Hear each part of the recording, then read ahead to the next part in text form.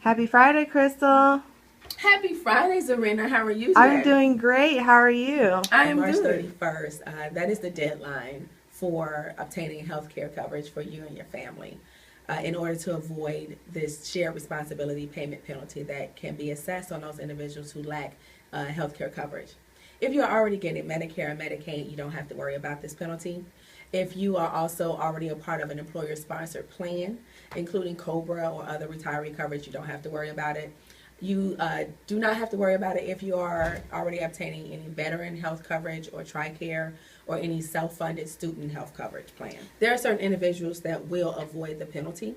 If you were a prisoner, for instance, and you were convicted of a crime and you were incarcerated because of that, any month during 2014 that you were incarcerated, you will not be assessed a shared responsibility payment.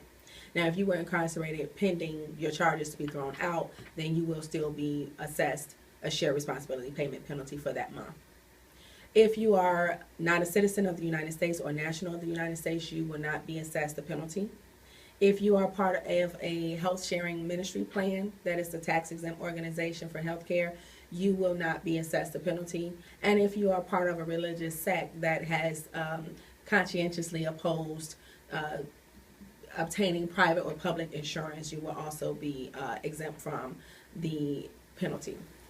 Exemptions from this penalty include those individuals whose household incomes fall below their filing threshold of their income tax returns. It also includes those individuals who may have had a short lapse in between their coverage. So if you switch jobs, as long as it's less than 3 months, you will not be assessed a penalty.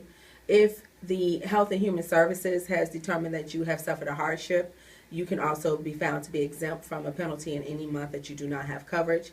And then if you are a dependent, if you're claimed on someone else's return as a dependent, then you will not have to worry about the penalty because that taxpayer claiming you will be responsible for paying that penalty. If you are a small business owner and you're concerned about whether or not you have to provide healthcare coverage to your employees, if you hire less than 50 full-time employees, you will not be responsible for offering healthcare coverage, although you may want to consider that just for the sake of having a healthy workforce, as well as qualifying for some of the tax credits that may be available to help offset the cost of providing that coverage. If you are an employer that hires 50 to 99 full-time employees, the Obama administration has postponed the implementation of this mandate until 2016 for you. So you don't have to worry about that. So to wrap this up, if you are an employer who has 100 or more full-time employees, then you will be responsible for offering healthcare coverage for your employees for 2015.